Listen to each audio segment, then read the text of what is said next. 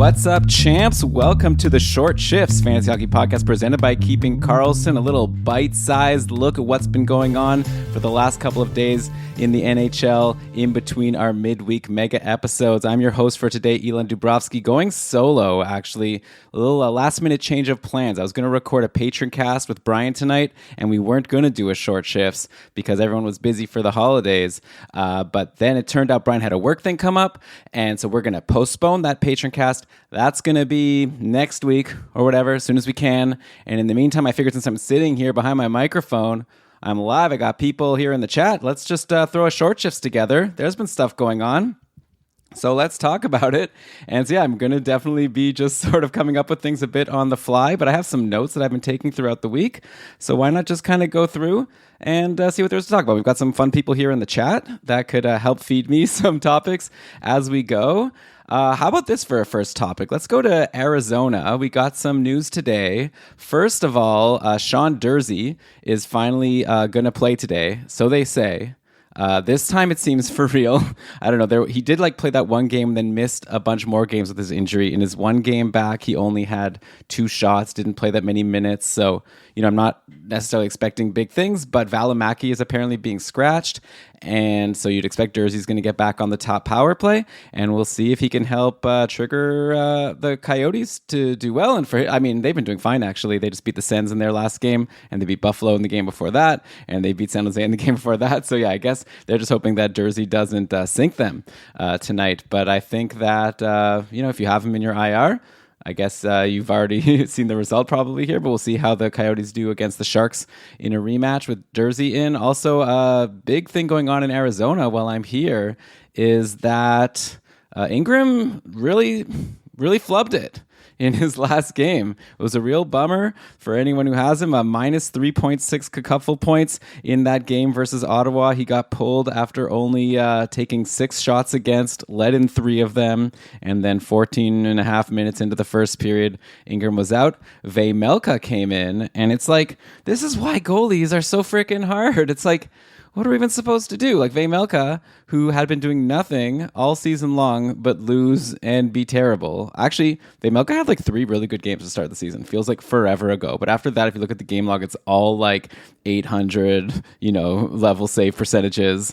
And then, all of a sudden, though, after they gave the net to Ingram, let him play every single game for a while. At one point, Vejmelka came in for a back-to-back stunk, so they went back to Ingram again. But then, all of a sudden, Vejmelka came in for a start against the Sabres on the second half of a back-to-back, a cool 28-save shutout. Then Vejmelka came in to replace Ingram, and he, again, was perfect and got the win against Ottawa. It was a smart, shrewd move by the coach to make the swap there, stop 16 for the shutout. So we're looking at almost a game in 45 minutes of shutout time now for Vejmelka, almost 2 games, and he's getting the call tonight against San Jose. I have Ingram on my Cacupful team. I'm wondering if maybe it's becoming time to consider cutting bait.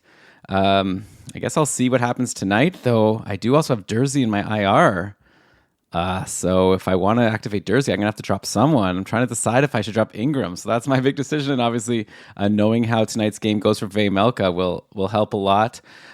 Just jumping around a little bit in the game logs happening today, the Sabres are destroying the Leafs, and Ilya Samsonov has been pulled. So on the last Short Shifts that I was just listening to with Lewis and Jeremy, which was a really good episode, by the way, check it out.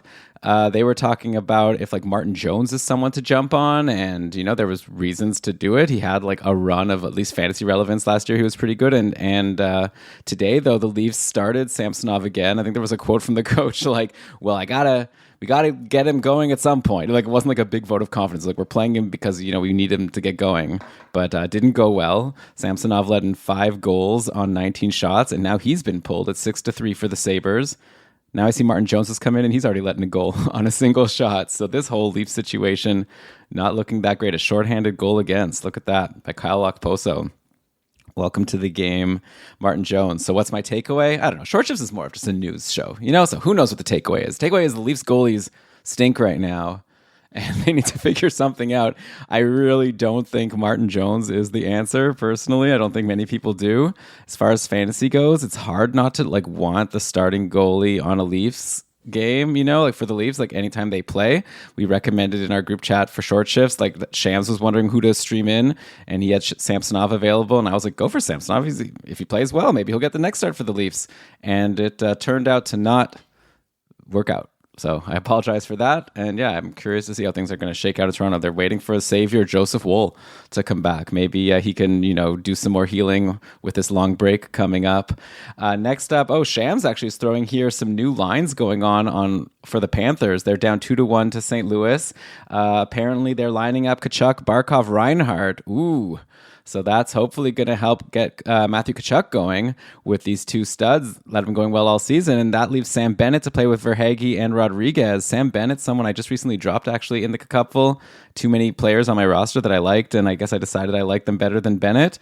This doesn't make me feel too bad about it. Personally, if Bennett loses Tkachuk as a line mate, obviously then that makes things a little worse for him. Obviously, we'll see how this goes. I guess this is a mid-game change, so you know, we'll have to see how things play out. It's 2-1 for the Blues currently. I think I said Pavel Buchnevich having himself a nice game, a goal and an assist. He also had a goal that was called off, so he's doing well. Kyrou, goal and an assist. Rob Thomas, a goal and assist. Okay, so it's just been the three at that line. What line is better, that line or the Winnipeg top line? That line's been cruising. Should I bring that up as a short shift topic? Like Velarde. Brian and I were discussing Velarde versus, who was it, like Timo Meier or something on the last podcast? I don't know. I'm pretty sure I was Team Velarde at this point. Like, Velarde, come on. Like, this guy's incredible. He just had a 3-point game against Detroit. He's scored in 4 straight games now, multi-point games. This line, like, you know, Scheifele, Ehlers, and Velarde is just crushing it. So if Velarde's still out there for you, like, this might be getting towards Clown League levels if he's still there. But if he is still there, go get him. And I don't think he's like a sell high right now. Maybe people would, you know, I'm not looking too deep into the analytics. I just know that this line, maybe they're overperforming. You know, maybe they have a high shooting percentage as a line, but it's the top line on the Jets, and they're all really good players. And Velarde's someone that we've never really seen have a huge chance, right? So he's only 24 years old. He's a high pedigree guy, drafted 11th overall. It's not like this is just some nobody. So I'm pretty stoked about Gabe Velarde. Wish I had him somewhere, but I do have Ehlers. So I'm definitely enjoying that. Let's see here. We had a question from Phil Torius here in the chat. What do you think of Columbus's Russian line's potential? Well, obviously they had that huge last game where they scored 9 goals. Are the Blue Jackets playing today? So currently they're playing against Washington. 2-1 for the Caps. Obviously no goal for Ovechkin. I was seeing some tweets today, like during the game, like while I was waiting for Brian to come, I was seeing like just tweets like, if he really wants to score, he rang one off the crossbar. Like, I don't know, what does he have, 3 shots today? So, but anyways, the question was about Columbus. Yeah, this Marchenko and Chinnikov and Voronkov line. I mean, I guess it's a tough question. What is their potential? Like, I think they've probably like done better than their potential so far, right? Like, I think if anything, it's like, you're worried about how far they're going to fall. Like, they've been all 3 of them on this incredible run. You know, what do you want to say? Like, probably like upside for like if they can all be, you know, like on like a 60-ish, 65-point pace. And then Marchenko, if he's on the top power play, I guess Voronkov has been getting top power play. Actually, that's been the 3 of them and Gaudreau on the top power play with Werenski. So theoretically, if those lines stick, and then you're hoping for maybe like a 70-point total upside, but that's probably a bit too high. This is Columbus after all. So I don't know, but like long term, it's exciting. Lines though, like rarely stick together like that long, especially on Columbus. So that would even just be exciting if this line actually sticks together for the whole season. But yeah, it's been a fun revelation here. Voronkov is someone I'm pretty stoked about having called. It doesn't happen for me too often that I could talk about a prospect that no one really knows about, even like the experts, and say like I have my eye on this guy and turned out to be right. I added a guy today. This for sure won't be right. Like, I'm not saying that anyone shouldn't do it, but this is sort of like my strategy in fantasy for my dynasty league. Because, like, again, I think I've mentioned I usually trade my high picks, but I'm like watching free agency like a hawk, and I'm trying to find the next, you know, Voronkov. The next, it's a super deep league. Like, no one is available. But like, I got Voronkov out of free agency. I got Tommy Novak out of free agency last year. I just added a guy named Jake Lucchini out of free agency. He's on Minnesota. He just got called up. He's been doing well in the minors. Looks like he got called up, but he's a healthy scratch today, so I guess he's not going to do something for me. But I don't know. We'll see. He's leading the Iowa Wild in goals. He's like 28 years old. Never really gotten a chance. He was on the Sens before, so we'll see. By the way, the Wild up 2-0 on Montreal right now. Marco Rossi has himself a cool goal and assist. Rossi on the top power play I'm seeing. There was a Matt Boldy power play goal. So yeah, I guess that's a pretty good spot to be. And so if Rossi's been dropped, like obviously with the top line being loaded up with Eriksson, Kaprizov, and Boldy, you generally wouldn't think that there's anyone else at even strength that you'd be that interested in. But I'll take a guy on the top power play. And yeah, so it's Boldy, Eriksson, Kaprizov, of course, Brock Faber today, Spurgeon's still out, and then Rossi. That's been the top power play. So yeah, take a look at Marco Rossi. Maybe he'll be able to get something going. I guess he's been on the power play for a while. It's nice to see him get a goal and an assist. Maybe to get some confidence going into the holiday. Let's see. I have some notes here still before I go back to the chat here. So, Drysdale and McTavish are expected to be back today. So that's exciting. Do we have Anaheim lines? I'm guessing no. Do we ever? Let me check game day tweets quickly. We've got lines from the 20th. That was yesterday. And that did not include either of those guys. So, Drysdale was there on the top pairing. And then I saw a Zegras, McTavish, Lundestrom was an injured line. But yeah, if McTavish comes back, I'm curious because the top line's been when Leo Carlsson's in the in the lineup, Carlsson, Killorn, and Terry, and then sometimes a Henrique or whatever goes in. So, yeah, that'll be something. Definitely, I would check and see if how that shakes out. After you listen to this, I guess you'll check your box scores of Calgary versus Anaheim. That's happening later tonight, and then I think Zegras is going to be coming soon too. So it's going to be a whole new look Ducks. I personally have a vested interest in Alex Killorn. I added him out of free agency in the cupful. I'm very excited to see if Killorn is going to be able to keep up what he's been doing. He's been on a nice run for a free agent ad, but of course it's because he's been on the top line and top power play.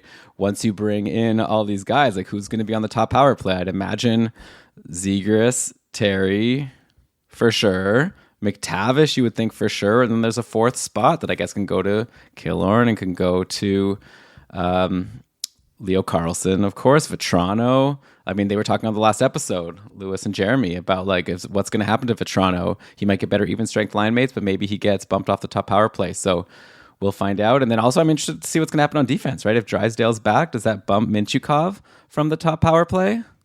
Intrigue over in Anaheim. And again, I'm just reporting the news. I don't know.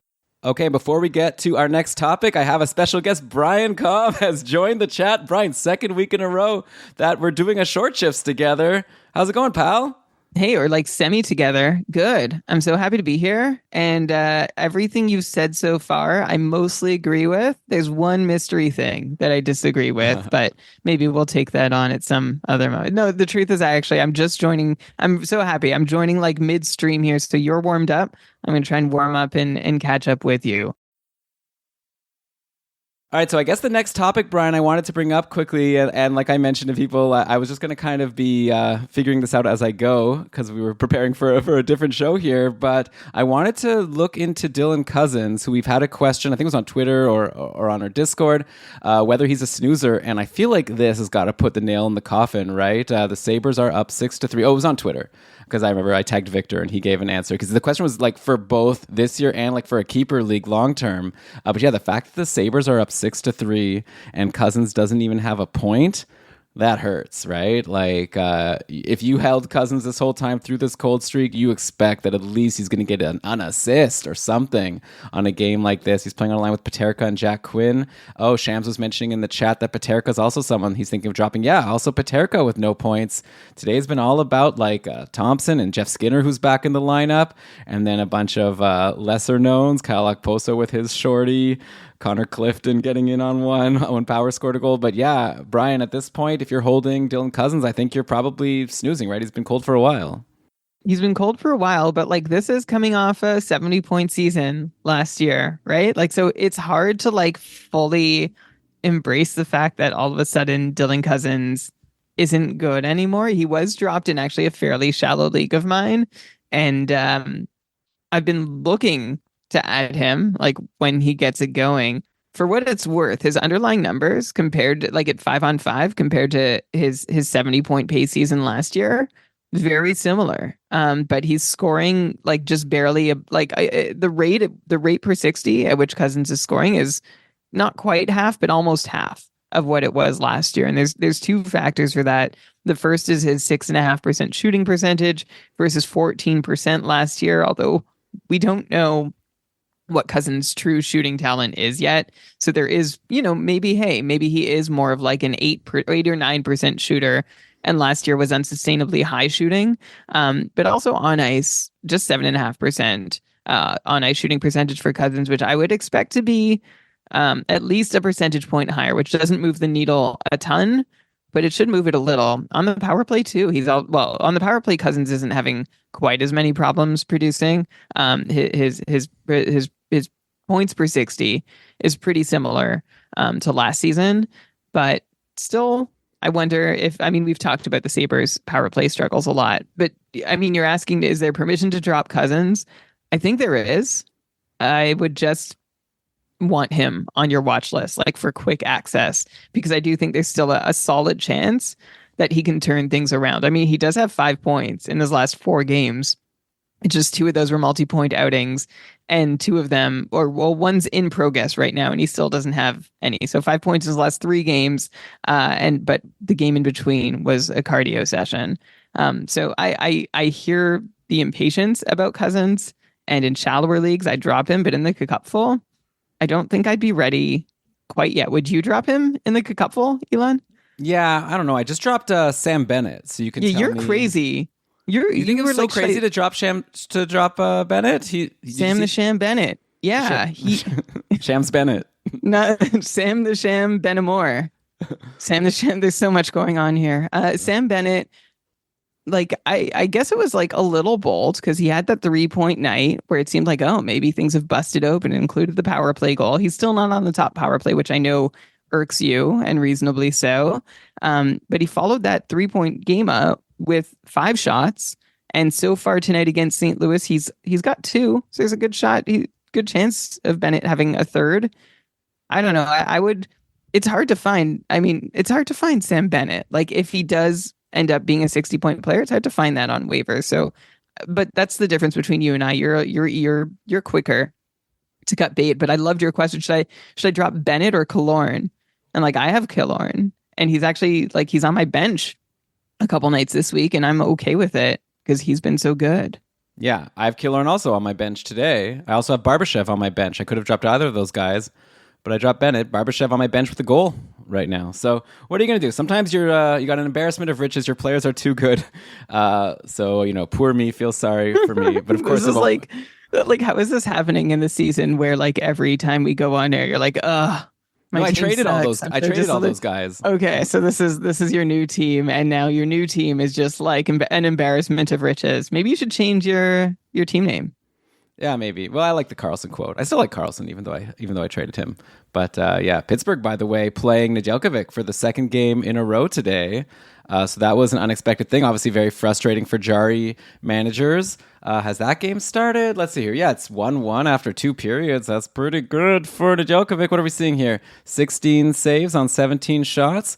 Definitely not giving the Penguins a reason to necessarily go back to Jari. So it's this kind of season, Brian. Like, there's no good goalies anymore. Like, we were talking about this on the Discord. Like, all your goalies that we thought were going to be volume starters, like, there's a couple of them left, but a lot of them are either getting volume but not doing well, like how Ottinger was doing before getting hurt, or just, like, losing that volume, and, like, it's tricky. So I don't know if I'm a Jari. Like, I actually had Jari to start the season. He's one of my... I posted, Brian, in our group chat, our Short Shifts group chat, that my draft results, I was looking back, I only have 4 people left on my team that I drafted. So Jari was one of them. I flipped him for Nichushkin early on. Obviously happy with how that's worked out. But yeah, if you have Jari, I don't know. I think you might be close to a tandem. Like, I guess I've asked you this before, like a month ago, and you were like, don't worry about it. But I don't know. At least in the short term, Nedeljkovic isn't... I mean, and now I'm probably jinxing him. There's still a period to go. Maybe the Hurricanes are about to blast Nedeljkovic out of the water. But seems to me like, I don't know, I would be a little nervous if I had Jari. Yeah, I hear that. I would be nervous too. I have Jari in a wins only league where like really you just want the volume starters, and if you don't have enough, they're really hard to get. And I'm feeling the heat a little bit as a Jari manager. I think that's reasonable. I mean, I think what you said is kind of smart about Nedeljkovic. Like, there's still a a period left in the game. Like he could blow up. Like his last two starts, 857 and 889. Or sorry, one game he came on in relief, and I know we could just sort of kick that to the curb. Prior to that, he had a few solid ones that were spaced out by like 10 days. So, whether Nedeljkovic can handle a starter's workload is part of the equation here, and I'm not sure he can. But to be fair, I'm not saying I think Nedeljkovic is going to be the starter. I just think we're looking at closer to a tandem. Okay, so maybe whether Nedeljkovic can even handle like a heavier workload remains to be seen. So we'll see. Your goalie point though is definitely well taken, and like you were already sharing your like Schmorgoldies board thoughts for next year, where I think you were saying. Your new plan, you said you were going to write every goalie's name on a piece of paper, crumple it up, throw it into a hat, and we'll draw tiers that way. And we might have as much success. I mean, shout out to Thatcher Demko. He's 16 wins, 921. Connor Hellebuck, 15 wins, 916, although he had a moment where he stumbled. Sergei Bobrovsky, 14 wins, 911. Cam Talbot, we wouldn't have expected. UC Saros is back, right? He's doing all right again. 14 wins. He's up to a 908 save percentage. So those are the guys who have given you exactly or nearly what you've expected. And then you have Shesterkin and Ottinger who are still getting the volume and, maybe not quite as many wins and not quite as high a save percentage. And that's it. Aiden Hill also, like a little secret shout out to him. He's not playing the same volume, but 10 wins and a 933 save percentage. Yeah, but we didn't. People could have played 0G strategy and gotten Aiden Hill. There's no way to know. Though now, speaking of Hill and the Golden Knights, Hill is injured, and now Logan Thompson is injured. So Yuri Patera is playing today. Not going too well. Tampa scored 4. Tampa's a good team, of course, but they've dropped 4 on Patera 2 periods in on 24 shots. So we'll see what happens. They have another guy. Oh man, I forget already the name. There was another goalie that had a cool name that they called up to be the backup for Patera tonight. Let me see. Let me just go here to game day tweets and I'll see, because I know it was like a tweet with like a picture of there it is. Isaiah Seville. He's the backup. So maybe we'll see Isaiah Seville get in on Saturday. So we'll find out. By the way, these 4 goals by Tampa, 2 of them have been assisted by the namesake of the last Short Shifts episode, Better Call Paul, Nick Paul. He's on again. Go back and get Nick Paul, because the difference between before and now is Nick Paul is on the top line now with Point and Kucherov. This goal that just happened at the end of the second period today, Braden Point, even strength, Brian. Braden Point assisted by Nick Paul and Nikita Kucherov. So not only is he on the top power play, because Nick Paul also assisted on a Braden Point power play goal, but now he's also on the top line. This is a pause the pod for me. And actually, I have Nick Paul. Are you going to pause the pod? No, because I've already used all 4 of my moves. And you have him. No, I don't have him. Oh, you don't have him. I've used all my 4 moves. Now told your opponents to. Which move would you take back if you could? Well, today I added Sam Ersson when I saw that Hart was injured for the spot start. But I'm like losing right now and projected to lose by 30. So I'd rather just focus for next week and have Nick Paul instead of Ersson and leave Hart in IR. So, oh well. Dum-de-dum, but whatever. It's not only about me. Do you feel better knowing that, like, in his past 20 games, Nick Paul had like, I don't care. 5 points? No, I know you don't care. Yeah. The point is now he's on the top line. Top power play. Freaking Braden Point and Kucherov. Again, Yuri Patera. I thought we were going to talk. What does Yuri Patera have to do with it? Well, he's in net. Sure, but yeah, Paul also had a huge game the last game. Yeah, for sure. I guess that was It was probably Bennington. Go get Nick Paul. Top line, top power play. Yeah, it's exciting. Good for him. Like clearly you can hear like, I guess the comp is like Brandon Hagel, right? Is Nick Paul going to He was awesome last year. Yeah. As indispensable as Brandon Hagel? My hunch is no. I think Brandon Hagel is like a better like offensive player. And maybe like not overall. Like Nick Paul like has like a really strong 2-way forward quality to him.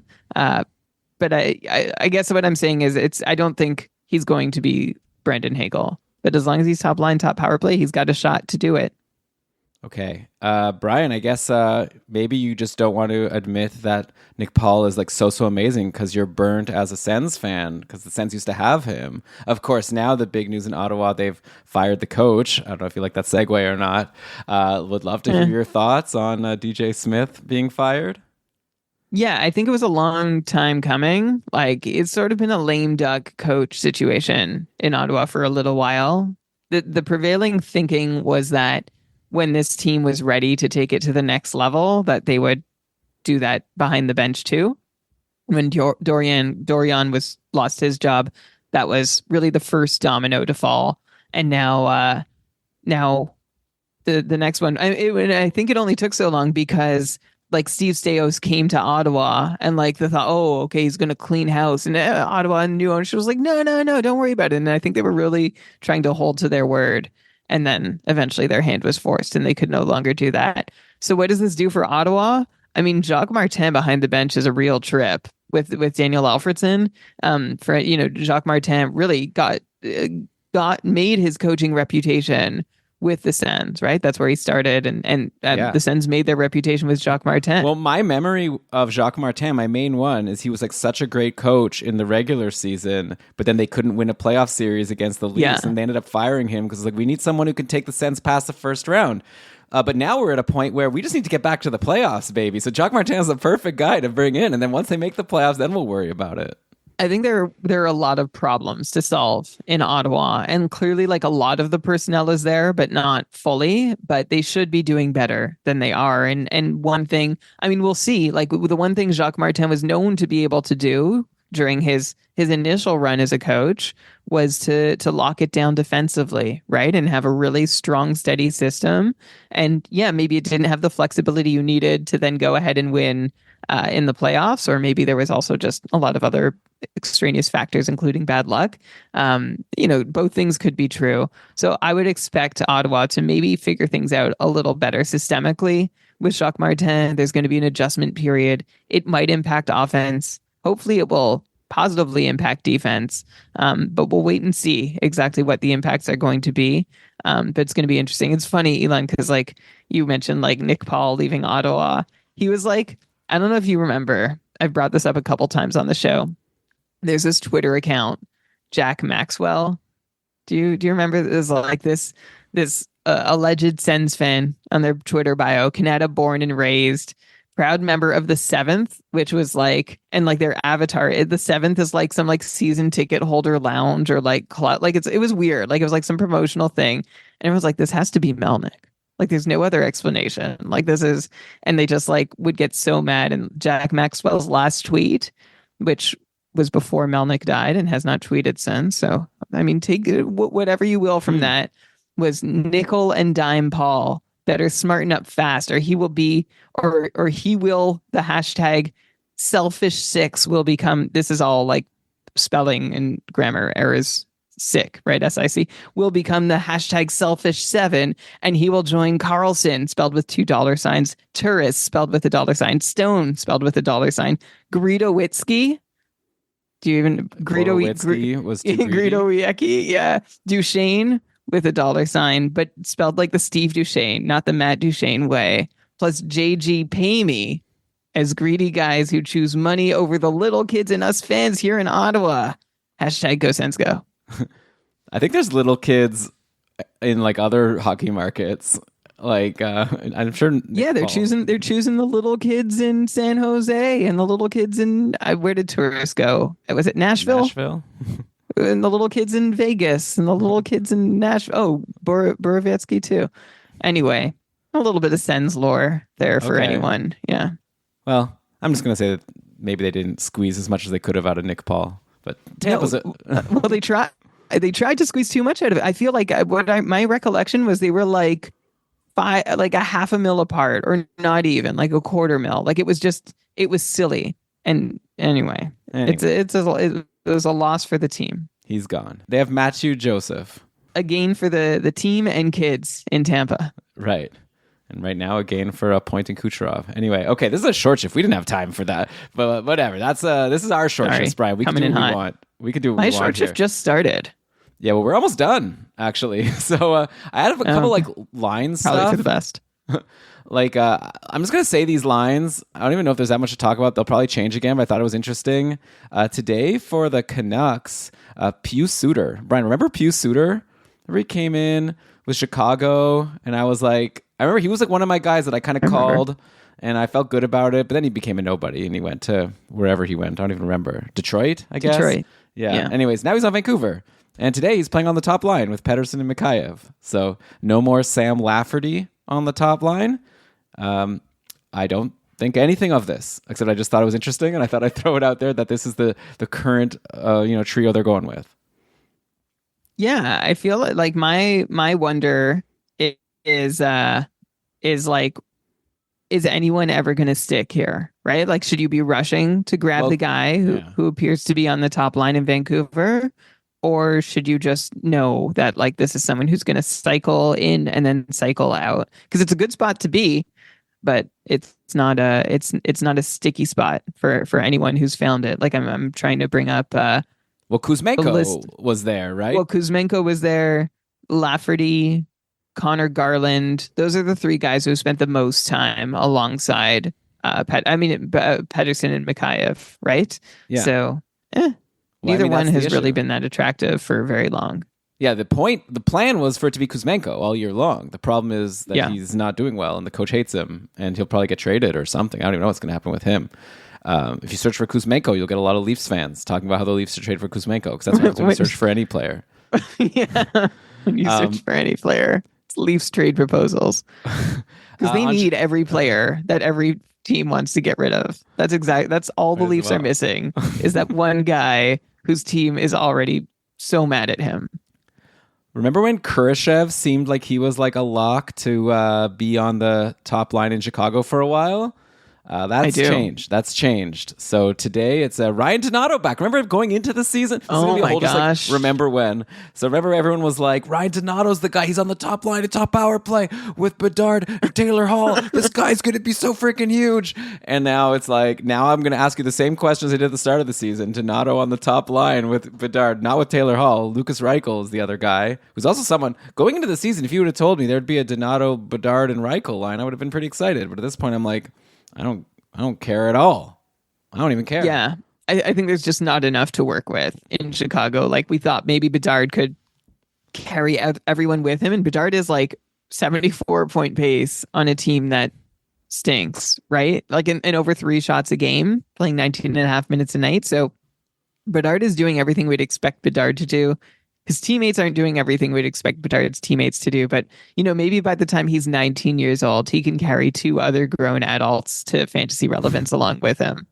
Yeah, Bedard is incredible, and I'm excited to see him like when he, like a McDavid, like get some like good players with him. Like Chicago has some good prospects, so I don't know, it might be a little while. Did you see that picture, Brian, that went around Twitter today? Of it was Bedard and his, I'm not a big basketball fan, but I think he was like a number 1 pick in the NBA. Wembanyama, fun name. Victor Wembanyama. Yeah, so there was like they had a photo shoot together today, and it looks ridiculous. Like Bedard looks like a little child. It's like this. He basically is. He looks like a little child next to anyone. Yeah, but here it's like this is like one of the best hockey players in the world, and it looks like. To me in this picture, he looks like he's like 8 years old. Like, but anyway. I'm looking up the pictures now. It was tweeted by like the official NHL account or something. Okay. It's pretty. Oh funny. Yeah, that's pretty. I mean, okay. So the thing is that Bedard looks like a baby next to just about anyone, and Wembanyama looks like huge next to just about anyone. How tall is this guy? Like 7'4". Yeah, 7. Oh, I was right. 7'4". It's kind of weird, like the NBA, isn't it? Like it's kind of like you have to be a little bit of a freak of nature. Like I don't know, unless you're like Steve Nash. Like I don't know. Like remember, I don't know. It's like I've never met anyone like above 6'5", I think, or maybe 6'4" even. Like I'm trying to think of the tallest person I've ever like hung out with, like socially.